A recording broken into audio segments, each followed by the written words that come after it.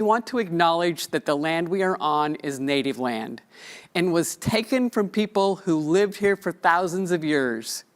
Together, we want to recognize our unbreakable connection to this land, and we want to honor the resilience of their ancestors and the hopes of future generations. I want to thank the many people who made today's program possible, including the producer, Bobby Regan, City Club staff Kayla Kenton and Stacy Rice, our American Sign Language interpreters, county communications staff, and the entire volunteer City Club Events Committee. Also, I want to thank our community partners, Chevron, The Standard, Northwest Natural Gas, Kaiser Permanente, Tonkin Torp, Regents, and the Center for Women's Leadership. It is exciting to mention here that Barbara Roberts was the founding board chair for the Center for Women's Leadership at Portland State University.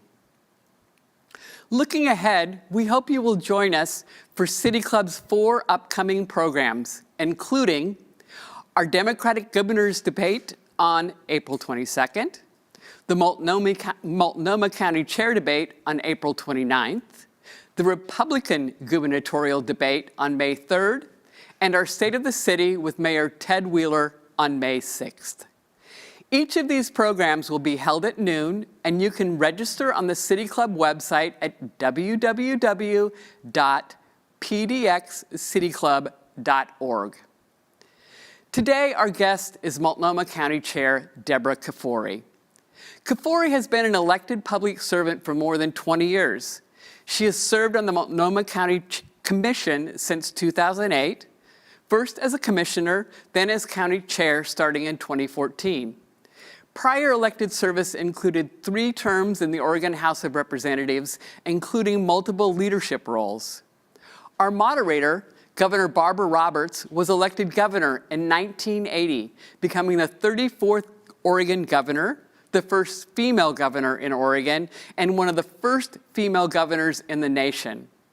Prior to this role, she served as a member of Oregon House of Representatives, Secretary of State.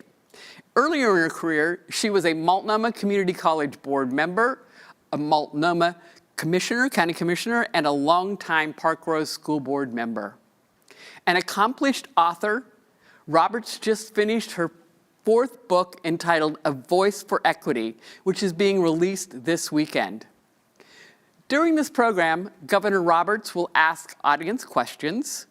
City Club solicited questions in advance, and all viewers who registered at the City Club link were given the opportunity to ask a question. And now for the program. The county has prepared a short 6-minute video, which will be followed by the chair's State of the County remarks. Afterwards, we will have a short video from one of our community partners, and then the conversation will begin between Chair Kafoury and Governor Roberts. Thank you for joining us. For the last 2 years, Multnomah County staff, you have stabilized lives. For the last 2 years, you have saved lives. I cannot thank you enough for shouldering such an immense weight, for the courage and resilience you've displayed, and the compassion that you've brought to your jobs every single day.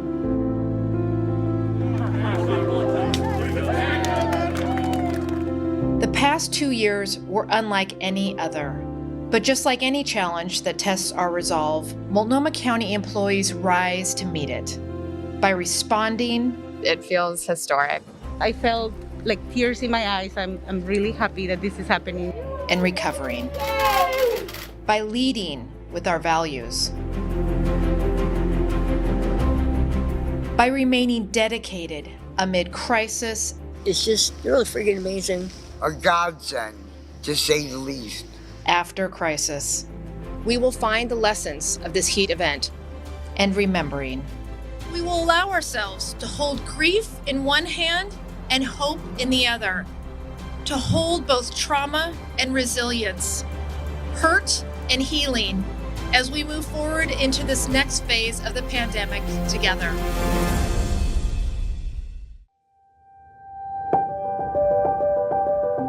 far we've come has been built on 8 years of hard work.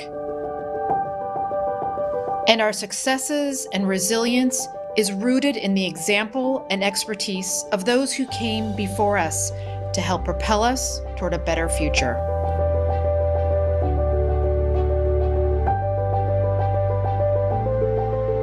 We've opened new pathways for thousands of people to find homes of their own. We established the first domicile unknown report in Oregon, our health department's annual review of deaths among people experiencing homelessness in Multnomah County. And we have now produced a decade of reports. We've opened 1,000 beds of shelter and expanded the types of shelter we provide to better meet people where they are. It's a right step forward. This is the right thing to do. I see the change in people's just posture towards life. The fact is they're polluting hazardous air pollutant, which is linked to cancer. This is an industry that is in a residential neighborhood. They must take care of vulnerable people like our children and allow businesses to innovate. We're protecting our air. So whether it's been working to establish health-based standards in our industrial permits or this wood smoke initiative, over the last 10 years, the county has been the most significant ally in the work for clean air. We're protecting our health by passing Oregon's first and strongest actions to protect kids with tobacco licensing and age restrictions. And we're working on every front to reverse the harms of the opioid epidemic. We're responding to an intensifying climate crisis. 100% renewables is not just a goal, it's an imperative. We're leading with race and listening to our workforce and our community, and pursuing equity in our contracts and capital projects. I heard that on a scale of 1 to 100, the Selwood Bridge is a 2. We're building infrastructure that will last. And today, it is my honor to welcome you to the beautiful new Gladys McCoy Health Department headquarters.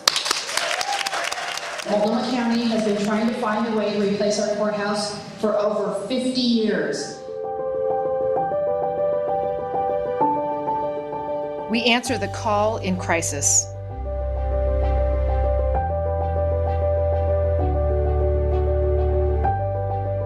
I was hoping somebody would help me where I was at. It's almost like your last breath type of thing. I felt in danger about an hour ago. Now they look pretty safe, so. They pretty much know what you need.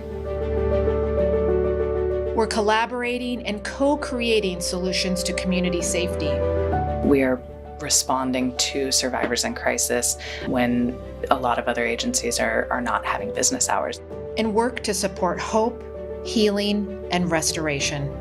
Perhaps today is such a moment when we choose to center not just treatment, but hope, healing, restoration, and yes, joy.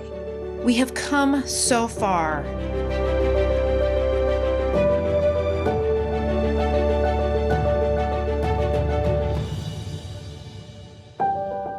And we have further to go.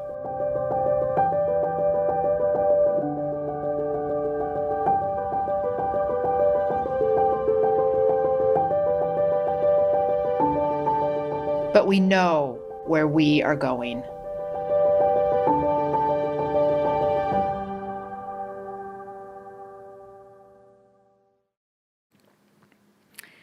Good afternoon, everyone. I'm your Multnomah County Chair, Deborah Kafoury, and I want to thank you for joining me today for my 8th and final State of the County address. Standing here, I can't help but think about my very first State of the County speech. It was in the Governor Hotel with my family in the audience just a few months after my mother died. As you can see from the video, we have gone through an incredible amount as a community over the last 8 years, and especially the last 2 years, which honestly have felt like 10. But through it all, one thing has been clear. To be successful, you have to know how to handle a crisis. On my very first day as chair in 2014, we faced a school shooting at Reynolds High School. And just this week, we faced, for the first time in 82 years, April snowstorms. And in between, a devastating fire that ripped through our beautiful Columbia Gorge, the COVID-19 pandemic, and historic 116-degree heat. Throughout, my job has been to make sure that Multnomah County shows up for every community member in their moments of need. This work has been steeped in responding to urgent challenges. But I knew that the county could do so much more, not just to deliver services in the moment, but to transform this community, making it more stable, healthier, more equitable. We do that by moving upstream, by creating the conditions that can prevent individual and collective crises, and by breaking the cycles of inequity that lead people to our safety net in the first place. This is what we are called to do. And it's not just about what the county does, it's how we do it and the values that guide us. Even before COVID-19 touched Multnomah County, we mobilized. We moved quickly with our partners to co-create strategies to address the disproportionate impacts that this virus would have in our communities of color.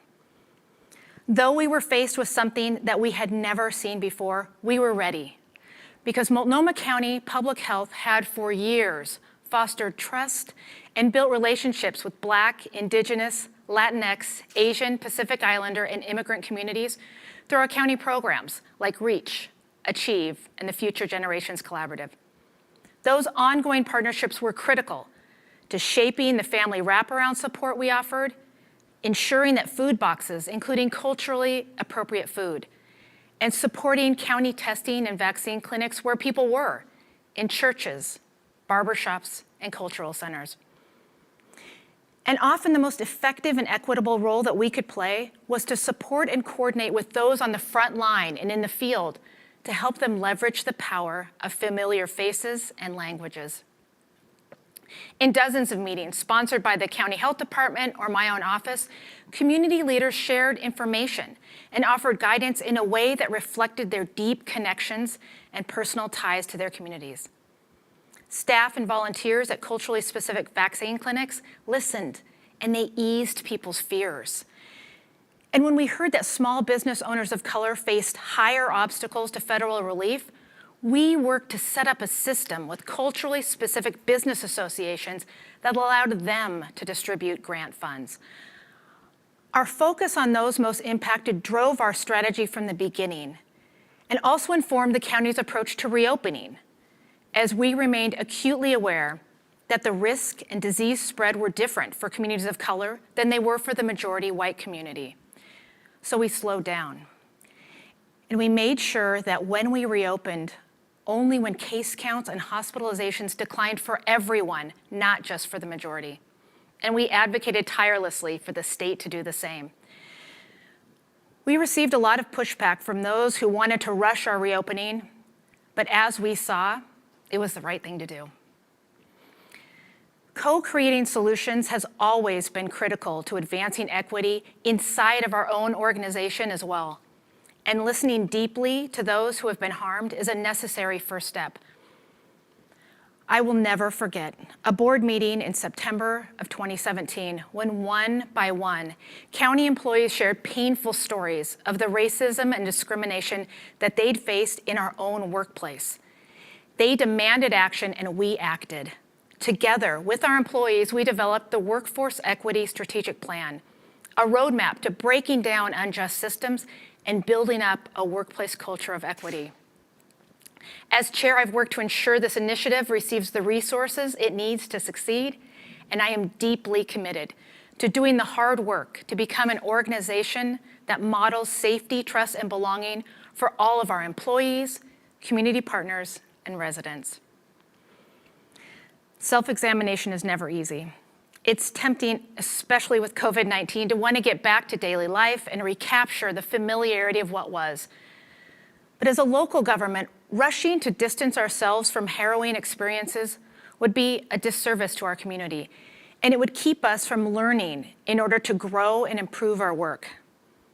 By truly reflecting on the ways the county responds to a crisis, including the ways we fall short, we can help our community become more responsive and resilient when that next crisis hits, and perhaps we can prevent the crisis from happening at all. Last June, Multnomah County residents faced life-threatening temperatures that few people on this planet had ever experienced. We raced to respond, opening cooling shelters, fanning outreach teams throughout the county, calling our vulnerable neighbors. And despite those efforts, 69 members of our community died from the heat, many of them alone at home. It was a traumatic event for an entire community, as well as for everyone who played a role in our response. But with several weeks of summer still ahead of us, I directed our departments to expedite the usual post-emergency report and immediately identify lessons and action steps. We even interviewed grieving families. And what resulted was a candid and clear-eyed examination of every phase and every level of our response. That led to immediate improvements, like new partnerships with 211 and TriMet and new outreach strategies. I have no doubt that those assessments, reflections, and swift actions saved lives just weeks later when we again experienced extreme heat. That kind of extreme heat arrived years earlier than anyone expected, and only because of human-driven global warming and climate change. We now know that those conditions can and likely will happen again. State, local, and federal governments must work together to confront the climate crisis, and that means eliminating the use of fossil fuels just as quickly as we can. One of the things I'm most proud of during my time as chair is overseeing the county's many steps to ramp down our use of and dependency on fossil fuels. In 2017, I pledged that Multnomah County would transition to 100% clean energy by 2050 and meet our community's electricity needs from renewable sources by 2035. Last year, the county became the first jurisdiction in Oregon to ban the use of fossil fuels in its own new or remodeled buildings. And we continue to invest in climate resilience, planting hundreds of trees in East County to break up heat islands, to cool our community, and to support wildlife for the future. I'm a parent, and I think every adult paying attention can see that it's a really, really hard time to be a kid. On top of the typical stresses of being young that we all remember, they've got climate change, community violence, magnified inequities, with social media looming over all of them. It's only gotten harder with the isolation and deep trauma of the pandemic, especially without sufficient tools or support to make their way through in healthy and productive ways. That's why, despite COVID, we continue to meet the health, social, and emotional needs of children and families with interventions that don't just interrupt and prevent the trauma of instability and violence, but also build up the hope, healing, and joy that families need to thrive. That kind of work is often centered at school, where Multnomah County's Schools United Neighborhoods, or SUN, program offers a safe place with caring adults after school. SUN, which serves over 90 schools in Multnomah County, sees the family unit as a building block of the community. So the program works to connect entire families to health and social services, making the whole community more resilient to crises that may come along. That's why I've championed SUN's expansion into East County and applied a racial justice lens to our funding model that transformed how we support children and youth with culturally specific services. I'm also really excited about a new lane of work for Multnomah County that will make a meaningful difference in the lives of children and families even earlier. The benefits of the county's Preschool for All program that voters passed in November of 2020 will span across generations. It can and will open the door for children to perform better and achieve more throughout their school years, setting them up for greater stability and success. And actually, starting this morning, families can apply for the first 677 spots opening this fall. And we are on track to serve thousands more of our kids in the coming years. By lifting one of the heaviest financial burdens, parents and families will be better able to meet their basic needs. Fewer caregivers will face the unfair choice between working or staying at home to take care of children, and preschool educators will receive a living wage that reflects the trust that we place in them to care for our children during such a formative time. I truly believe that our community understands and supports the county's goal of meeting people's most immediate needs while also working to prevent people from ever reaching a crisis point. It's a both-and framework that we are applying to one of the most urgent challenges of our time, homelessness. Multnomah County shelter system offers an immediate temporary place for people surviving outside to find safety off the street. In fact, under my tenure as chair, I've overseen the largest and fastest expansion of shelter in Portland's history. And we've kept that network going and growing and innovating through all of these unprecedented events. But as we've increased our shelter capacity, we've also focused on getting people into homes of their own. Because ensuring that there is a permanent housing waiting for our neighbors experiencing homelessness is the only way that shelters can play a meaningful part of a lasting solution to the crisis.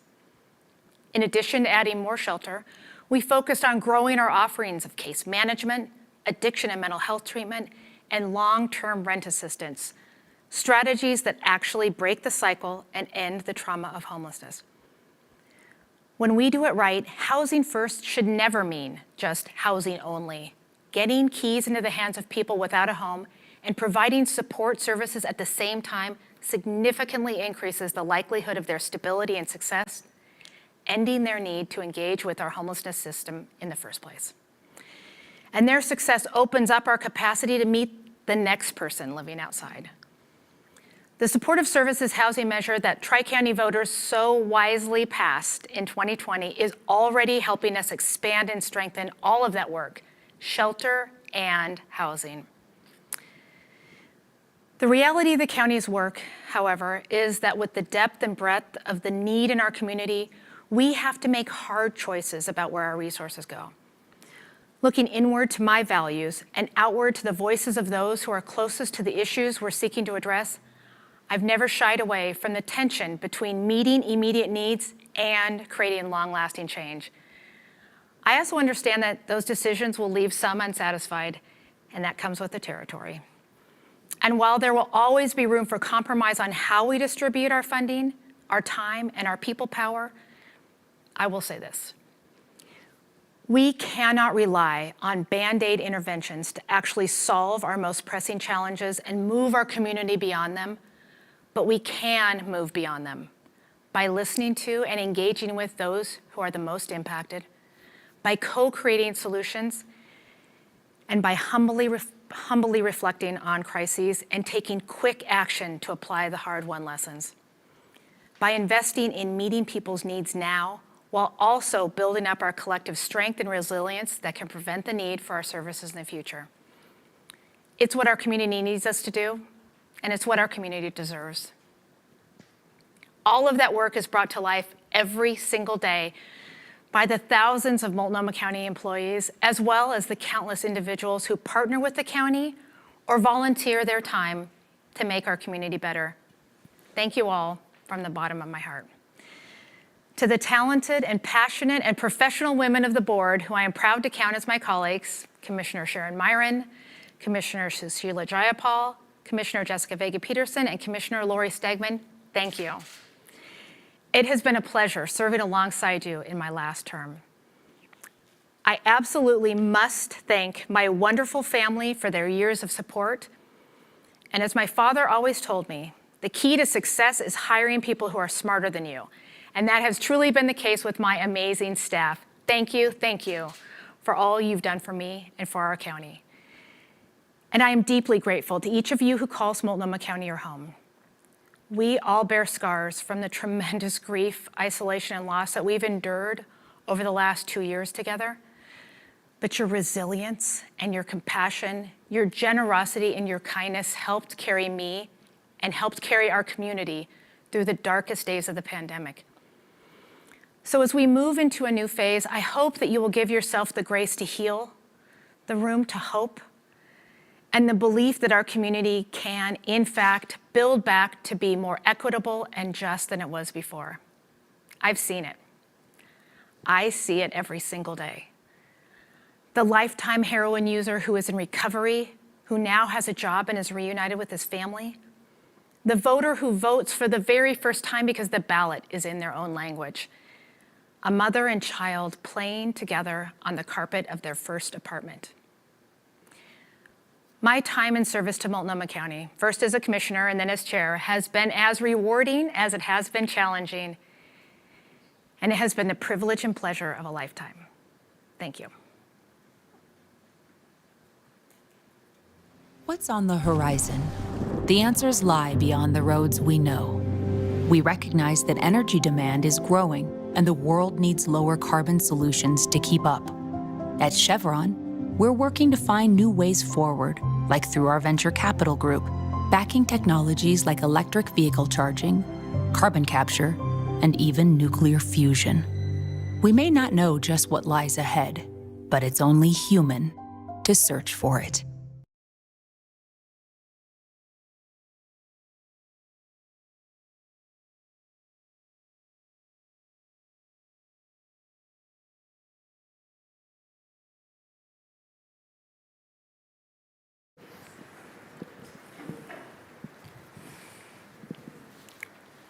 Good afternoon. I'm former Governor Barbara Roberts, and I want to welcome our viewers to the second portion of today's State of the County program. I first want to congratulate the chair. Your presentation was absolutely outstanding, and I am really excited to begin our question and answer part of this program and have a chance to talk about those 8 years of service as chair and before and after. But first, we want to be sure to thank the Portland City Club for making this opportunity available, not only for the two of us, but for the entire audience watching in our community. What a service it is for them to do that for the community. So I think it's important as we begin this conversation that we begin with a question of mine, because I'm here and I get to do it. So my question, Deborah, is, with all the duties that the county has under its jurisdiction, what county responsibility is least recognized or understood by the public? Asked like a former county commissioner, knowing how so much of the work we do is, actually all the work we do is important, and so much of it is overlooked because people just don't know about it. I'd have to say that one area that comes to mind is the local Public Safety Coordinating Council. It's a statutory requirement that we run this council, we call it LIPSIC, and we bring together partners from the criminal justice system that we don't oversee. The courts, the police, the DA, the defense bar. We bring everyone together, and it's traditionally been more of a convening role, a reporting role. But in my time as chair, we've really grown the responsibilities of that council. For example, during COVID, it was critical that we had this ability for people to talk about how we were going to decrease the jail population so that we didn't have outbreaks. And most recently, we've taken on a new challenge, which is transforming justice, really working with all the partners and community to change the way that we do criminal justice to make it more fair and equitable. Boy, that's a broad duty, and it's amazing we're not more aware of it as citizens. I thought she might mention the library or something that was easy, but she took on the hard one, as always. So, Deborah, your speech brought to mind for me a question. Had the COVID pandemic not consumed so much time, so many resources, so much personal energy, would there have been a project that you would like to have undertaken for those last 2 years of this term as chair if the COVID hadn't drained so much from people and from services and resources? I think my staff wishes I had put more things on hold and not expected them to do their normal job and COVID at the same time. I'd say really our public health team, Multnomah County, our public health team, I would put them on par with anyone in the country. They are so amazing. And because they had to pivot so quickly to COVID, we had to interrupt the work that we were doing. And we had been analyzing and researching the social determinants of health and also what's causing disparities in deaths in Multnomah County. And we had, of course, a really ambitious plan to look at traffic fatalities, deaths from cancer, and then tobacco-related deaths. Right. We had to put that work on hold, but you will see more of that in the upcoming months. Good. Well, there are months left to serve, and that's an opportunity to finish some of that work that I know you care so much about. 8 months. And we got 8 months. We can do it. 8 months. But we all know that when that 8 months is finished, there are some opportunities in your community, and I expect to see you there. I hope you take a breather first, though, Deborah. I will. So as we mentioned earlier, the City Club members had an opportunity to submit some questions to you today, or to us in some cases. So let me see if I can give you 3 of those questions that were submitted by members of the City Club. Number 1, this came from Robert. What will Multnomah County do to help small businesses thrive better after COVID and the pandemic are gone? Well, I think the first thing that we did to help small businesses was to really listen to them. During the pandemic, we held, I can't even count how many listening sessions with various groups, but we went to all of the business associations, small, large, medium, culturally specific, mainstream, and we asked businesses, how can we be helpful? And we were able to distribute $14 million of grant funding to local small businesses. And in fact, at one point, we had done a talk to them and asked how much money people needed, and we needed more than we had, so we called up the state and said, give us more money, please, and they did. So we were able to distribute $14 million, and that helped keep businesses going, including the businesses that we license, the restaurants. And we worked really closely with community partners like Prosper Portland. We worked with the cities, and we will continue to do that. We built relationships in areas that we hadn't really had before, and we will continue to work with those organizations throughout small businesses. Okay. So one of the things I noticed, and it's changed our community in an odd kind of way, I guess, is how all the new restaurant buildings have little outdoor eating places, and it's changed the way we think of restaurant service in the Portland metropolitan area. And so I know that keeps your inspectors and others on their toes, and also traffic patterns and other things change. So it's not just the ordinary things we think of when we think of things like restaurant service. So, well, we've learned that we can actually go outside. It's amazing. We can eat outside, and it's fabulous. It doesn't matter what the weather is. We've been doing it with family picnics for years. Exactly. So here is a second question from our audience, and this one is on a completely different subject, but one that's important.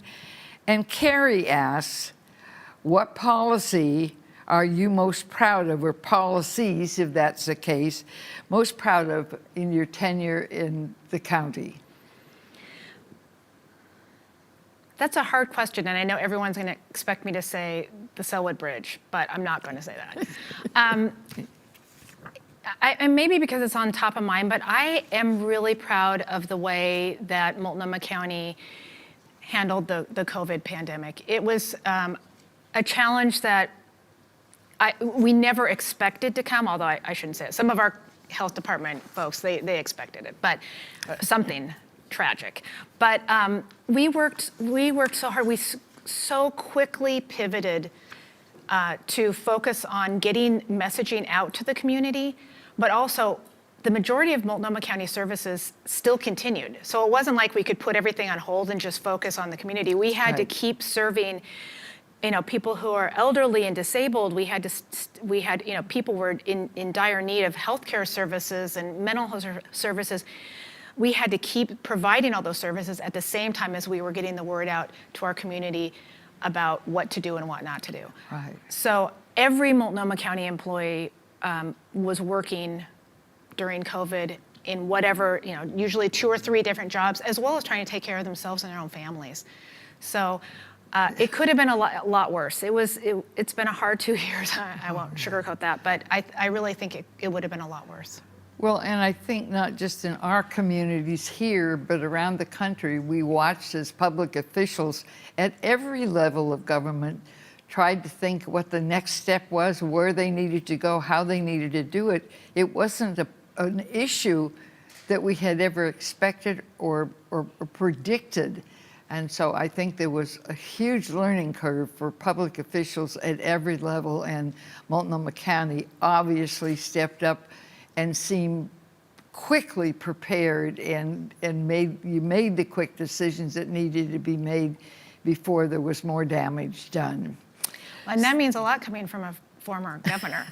Well, you heard it here. Seal of approval from Barbara Roberts. I feel great. Well, I watched this with great care all over and though you did mention the Selwood Bridge and said you weren't going to mention it, as a person who's lived many years until very recently in Selwood, I love that bridge, and I love that it says that the people of Multnomah County built it. So I always like to read that when I go over the bridge.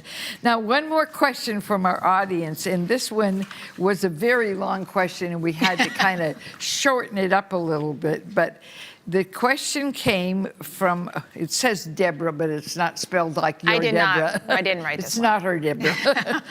And she said, what needs to happen to realize and effectively implement the kind of work we need for mental health and related issues in our community?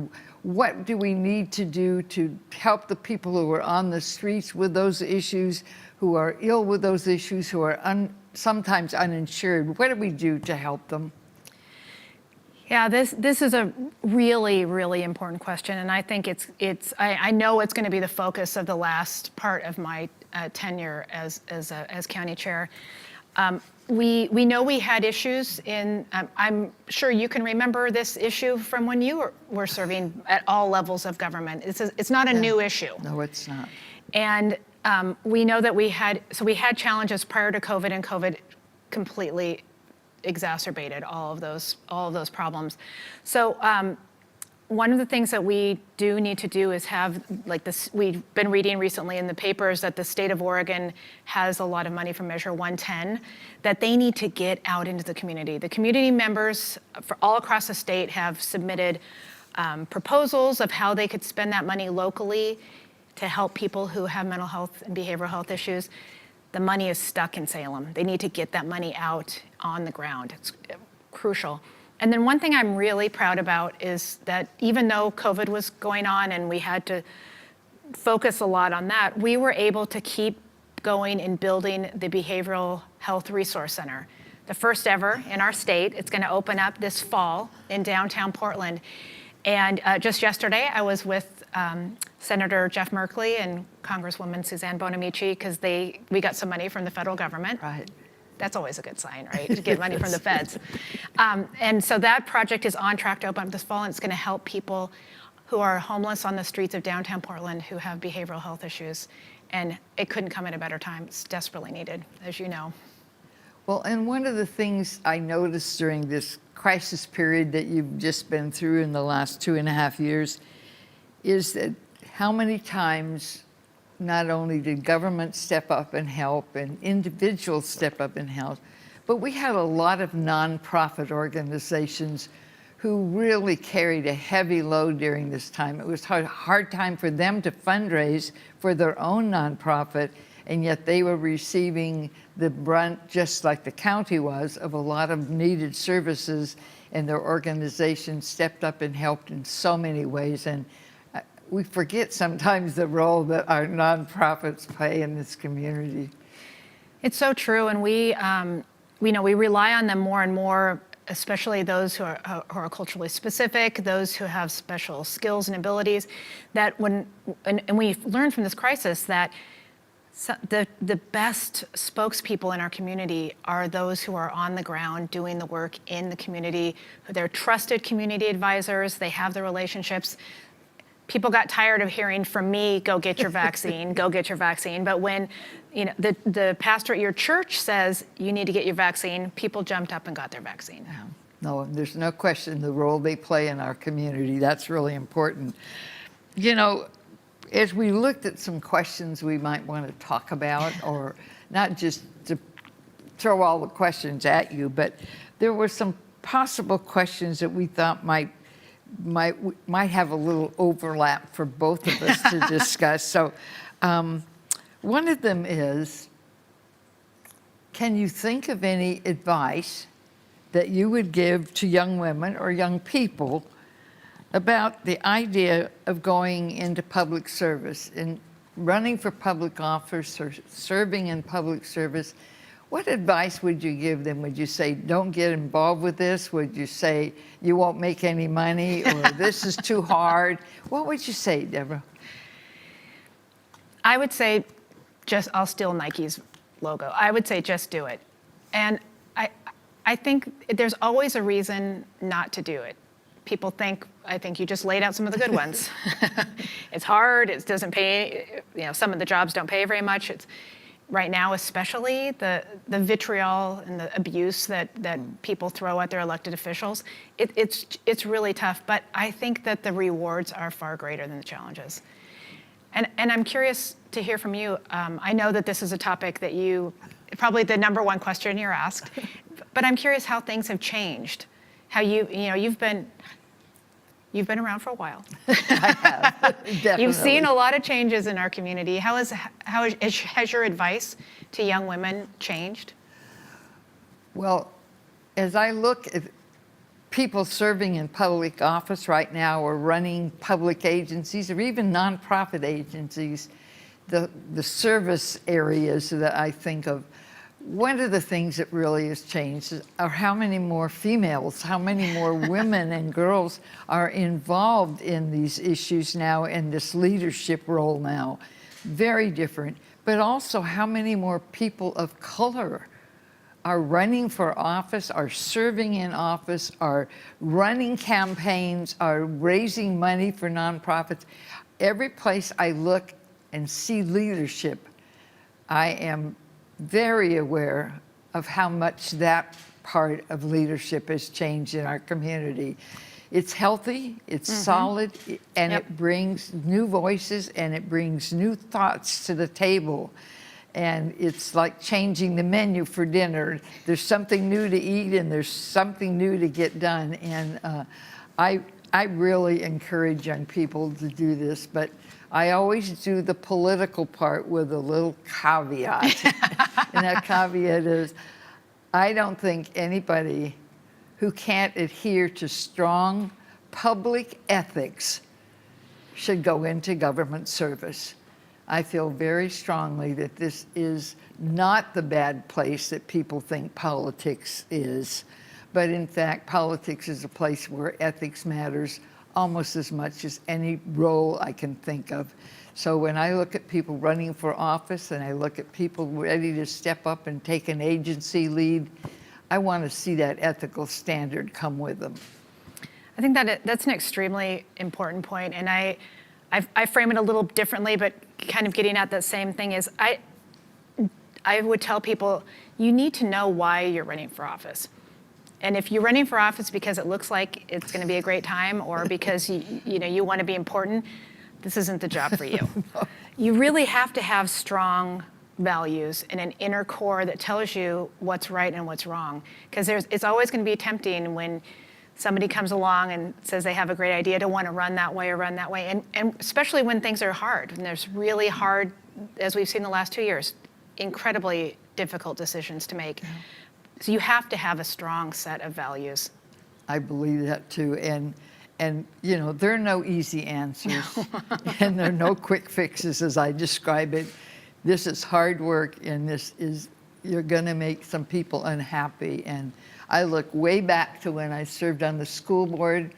the first time a citizen raised a petition up and said, this is a recall petition, I'm going to file it to get you out of office as a school board member. And I said, when the meeting's over, step right up here and I'll be the first one to sign it. You can't be threatened by people who threaten you. So that's one of the important things. So I have another question here that is kind of personal, I guess, in some ways. The question came and it said, you've been in public life for 22 years, all counted, legislature, county, so, and actually much longer, it said, given that you come from a family that's been in public life in Oregon for a long, long time.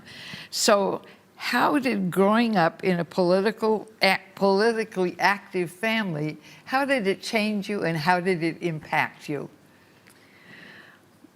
Well, David Bragdon, who of course you remember, who was the Metro president and many other things, he said at one point, it wasn't like Deborah Kafoury and I were going to be accountants. I mean, when you come from a long line of people who are involved in their community at some level, no offense to accountants, I know people, some accountants are very community-minded, but when you come from a family who wakes up every day and says, how am I going to go out there and change injustice, and how am I going to fight for what's right, you really, I tried to do some other things. In fact, I was a cheerleader in high school. I think just mostly, really? Me too. Well, I did it, I think, mostly to get my mom's goat, to be honest. Yeah. You know my mom. You know how much she would have liked me, the cheerleader. Yeah. Although she was a cheerleader too. So I know.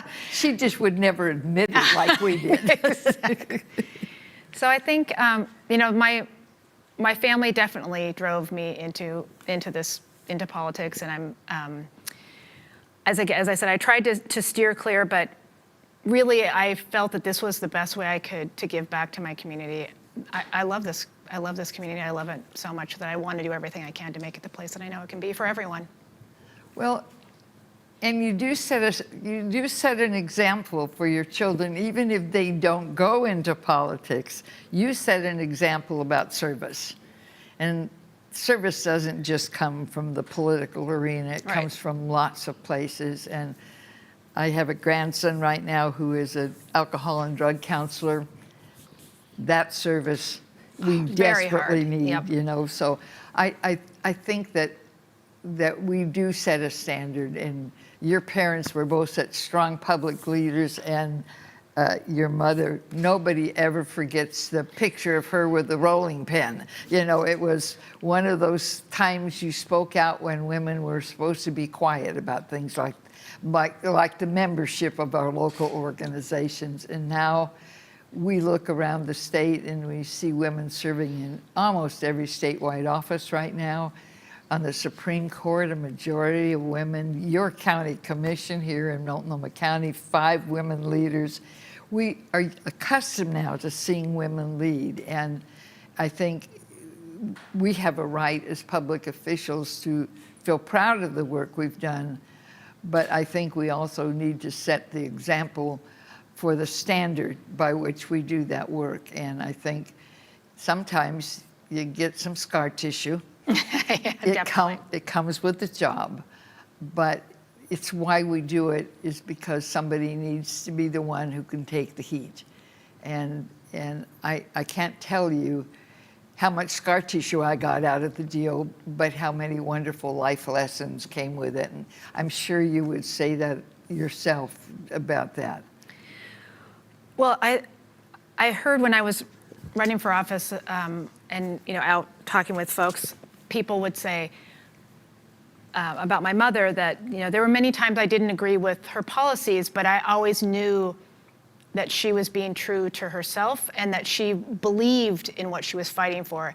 And to me, that's really one of the greatest compliments that someone can pay you is to say, because of course you're never going to agree on every single issue. No. But if someone, they know that you're coming at it from the right place, and I hope people will say that about me someday.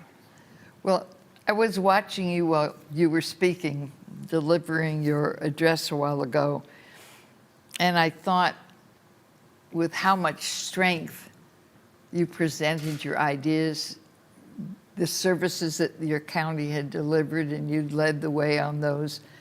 I watched the confidence with which you expressed your understanding of all of those very, very complex issues. And it just reminded me that we just keep turning out leaders in this state, and that's the piece that we need to make sure that our children in our schools, on our streets, in our parks, on our baseball fields, wherever they are doing what they do as children, that we make those places safe and we make those places available and diverse. And I think that it's part of how we make sure that down the road, young people move from children to adult to leader and bring that standard with them. And I think that's part of the job of being a public official. So it's so true. It's so true. And I have great hope for the future. When I am talking with youth in Multnomah County about their thoughts, their concerns, we have a Multnomah County Youth Commission, which I'm sure you remember, and the young people that are on they're so involved in their community. They're so attuned to what's going on in the community, and whenever I talk with them, I think let's have them step in and take over right now. They really have great ideas for how to move forward, but it also shows me the importance of when you're trying to affect policy and make change, you need to talk to the people who are most impacted. And I think often adults are making the decisions about what's going to happen in the lives of our youth when we really need to be talking with them. And we need to make sure we provide the funding that makes our schools capable of delivering those standards in our school buildings as well as our community. And it's tough sometimes. People don't want to pay their taxes, I suppose. They'd rather do something else. So I have an unusual question for you, but it's easy, I think. I think it's easy. The question is, if you could choose and name your favorite place in Multnomah County, and then tell us why it's special to you. Just one. That's a tough one. Okay, we already talked about the Selwood Bridge, so I won't say that. Can I talk again about my favorite bridge? I think the East Bank Esplanade and the waterfront park. It's just really, you're in the heart of the city, and as I've said several times, I love this place. You see people from all walks of life. You see people on various modes of transportation. Sometimes you get run over by a scooter, and you get the real feel of our community, and also the connection to the river, the connection to the city, the buildings, the bridges. It's just really, I think it's one of the most beautiful places in the world. Well, that's interesting. What's yours? Oh, well, I get right to the edge of the county because I get out toward down the gorge, and I am such a fan of the Columbia River Gorge, and so a piece of that runs into Clackamas County eventually, but it is Multnomah County, and I served on the Columbia River Gorge Commission for several years, and I learned so much about not just the geography and the water and the stone walls that you see on both sides of the river, but it was one of the places I learned a great deal about Native culture and our Native American sisters and brothers who lived on that river centuries ago, thousands of years actually ago. And it is a place of great history, and history interests me. So I have to get clear to the edge of the county. So I have lots of favorite places in the county, and I've just had the experience of after many, many years of living in Multnomah County, I just moved into Clackamas County, and it's a very big adjustment. I can't. I'm not going to hold it against you that you left us. Well, people are being very nice to me so far. So no, it's a great life change for me right now in senior living. But that's the other thing. I think our population changes. It ages. It gets smarter. It gets healthier sometimes, or sometimes just the opposite of that. And we have to be ready to understand as our population changes.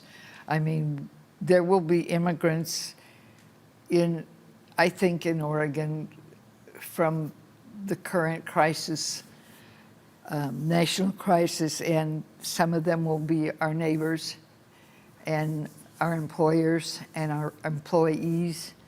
And we need to prepare to welcome them here, just as we've been welcomed in communities and by communities of all kinds in our area. And so I have a daughter-in-law who is half Native American, and if there's such a thing as half, I don't know. But her feelings about her heritage are so strong, and that allows me to learn about her heritage. And I think that that's an opportunity we all have in this diverse community and diverse state and in diverse country. And I think that's our gift to learn. And I want to be sure that we make people feel that and recognize that it's a gift. I think you're exactly right that the diversity of our community is one of our biggest strengths, and it is one of our biggest challenges in that people have to learn how to live together. And Multnomah County, I mean, we have a long, terrible history in Oregon of being very, having laws of exclusion for people of color. And Multnomah County yet becomes more and more diverse by the day. And it challenges some of the age-old traditions and the people who've been in power. And we see it at the federal level as well. This isn't just here in Portland or here in Oregon. And it is the challenge of our time, is to ensure that we have the voices of everyone heard. And I think that is one of the things that I take so seriously at Multnomah County. The folks that we serve need to be treated with dignity and respect, and that means that our employees that at the county need to feel safe in their own environment as well. So that's another thing that we're going to continue to work on over the next 8 months, and obviously it's going to take longer than that, the next few years. Well, Deborah, thank you for sharing your thoughts and your knowledge and your information with us today. It was wonderful, and we celebrate your years of service. And I think both of us clearly want to thank the City Club, because this was a wonderful opportunity, not just for the City Club, but for both of us who've known each other since Deborah was a babe in arms. A long time I've known her. And I want to thank our viewers for listening in and being patient with us, working through these questions and answers. And do you have a final? I just want to say thank you. Thanks to Multnomah County residents who allowed me this opportunity.